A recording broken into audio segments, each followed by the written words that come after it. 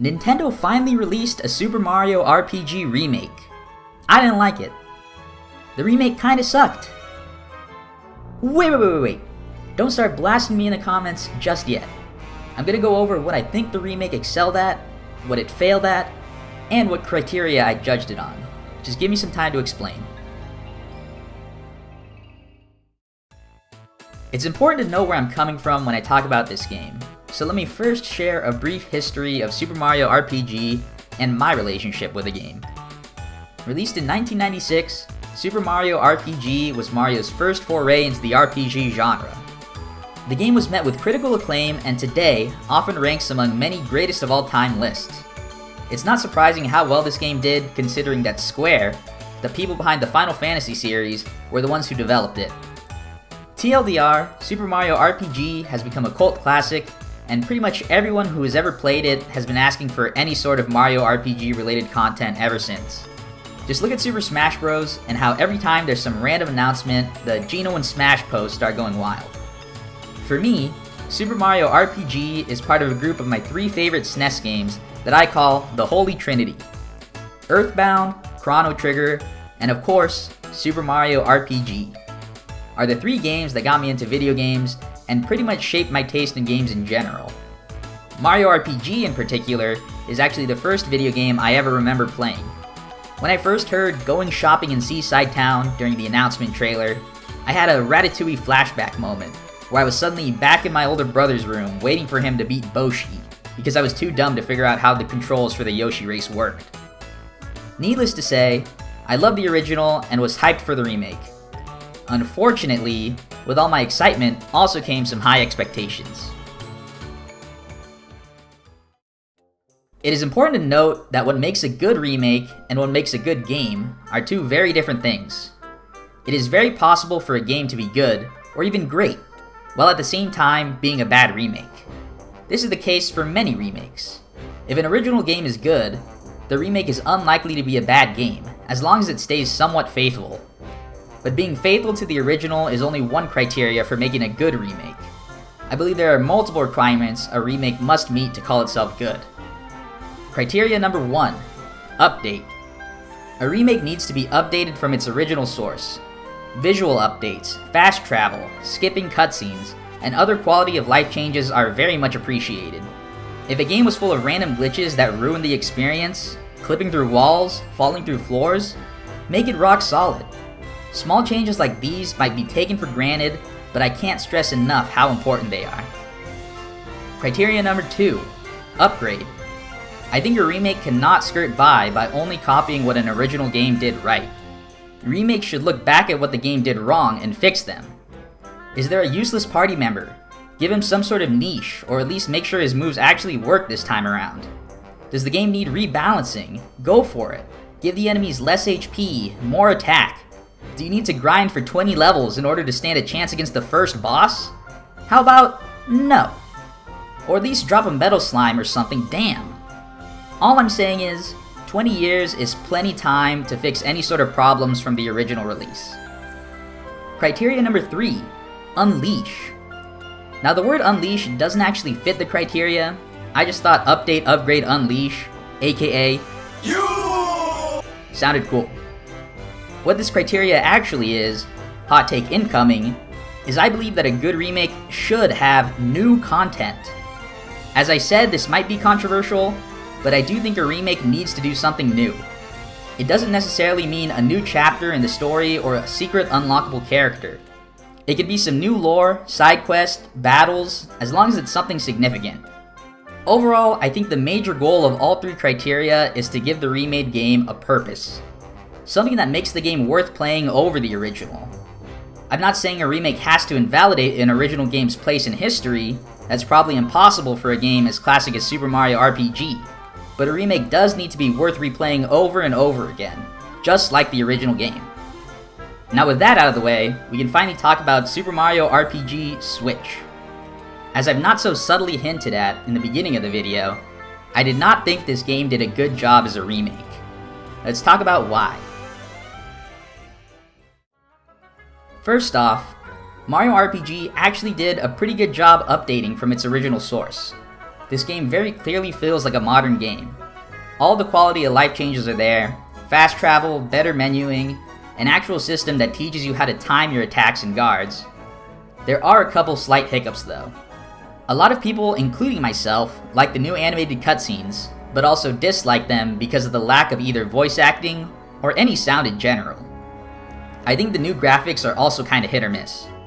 IMO, the original graphics aged really well, but I also really enjoy the new graphics being a little more clear. Overall, I'd give Update a passing score. In terms of upgrades, the remake also fixes a lot of problems from the original.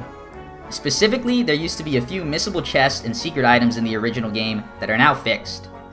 I'd also argue that the additional timing guides added to attacks are an upgrade, since some attacks and guards were not the most intuitive or impossible to execute correctly without prior knowledge or a lot of trial and error. Upgrade also gets a passing score. Now we are on to the final criteria, Unleashed.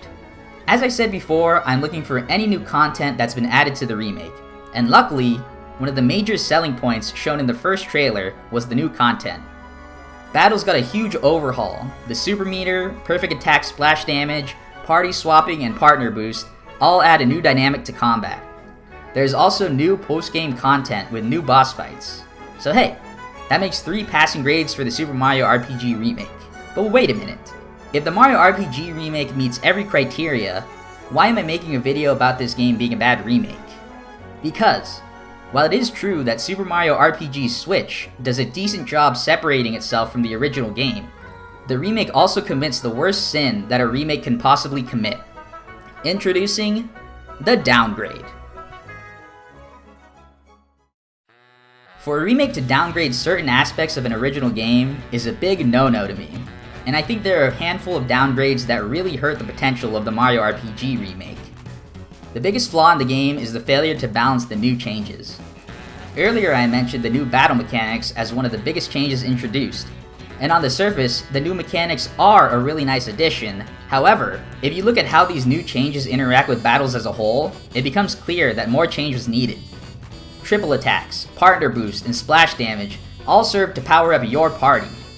Your party strength is probably double what it was in the original game thanks to all kinds of passive boosts. Again, this doesn't show a problem until you realize that enemies were not changed at all. So the battles are far easier compared to the original game, which already was not difficult to begin with. With some more development time, battles could have been well balanced, but as it is now, the game is too easy in my opinion. This could have been fixed with the addition of a hard mode, something that I am very in favor for, especially for a remade game that will inevitably bring in veteran players who are already used to the game mechanics. But the only difficulty option available in this game is an easy mode. So the only way to add more challenge to the game is to purposefully restrict yourself when playing. But you can't restrict yourself in any satisfying way. You can choose to not time your attacks or dodges, so you don't do splash damage or get any chain boost, but timing attacks is the main mechanic of the game, so why would you ever not want to do that? You can choose to not make use of the new mechanics, but the only new mechanic that you can purposefully not use are the triple attacks and party swapping, since other mechanics are passive abilities that happen automatically. It's honestly very bothersome that one of the biggest attractions of the remake, the revamped battle system, has such a balancing flaw. My other big issue with the game was the actual lack of new content. I've already mentioned the announcement trailer in this video, but I want to bring it up again to talk about the post-game. A new post-game with boss rematches was announced, but I honestly felt really disappointed with it. There were only 7 bosses that you could rematch. I guess they were going with the idea that you could not refight bosses that were part of Smithy's army, but even then, that's only half of the available bosses. Imagine if we got to see the Hammer Bros who leveled up after being dealt with in the first area, or Zombone coming back from the grave for revenge. There's so much more story to be had if they expanded the post-game just a little bit more. I also think the idea of these fights being called an actual full-fledged post-game is just wrong. There's no extra story or meaningful amount of gameplay. It's really an overblown boss rush with gimmick fights that are easily cheesed without even requiring high level. There isn't much of a fulfilling reward for clearing a boss rush either, as all you get is extra equipment for the party that isn't even useful for anything other than the Kulex fight. After beating Kulex for maybe the 3rd time, I checked to see if there's anything else to do, but no. I went back to beat Smithy, and it was the same fight as the original with no rematch. I feel like something as small as this boss rush could have fit better as an addition to the main story. Maybe before you enter the weapon world, all your past enemies wanted to challenge you one last time. At least then, the new equipment rewards would have been actually useful, but as it is now, I feel like the post-game just failed to live up to its potential. And that is what I think was my biggest takeaway after playing through this game. Missed potential. Setting my high expectations aside, I think the game could have done so much more, or done so much better with what it had done. Overall, while I do think Mario RPG is lacking as a remake, I think the playthrough was way more than worth it. It was a new way to experience one of my favorite games of all time, and while I don't think it will ever take the original Mario RPG's place in my heart or in my yearly game rotation, I did enjoy it, and thought it was a good game.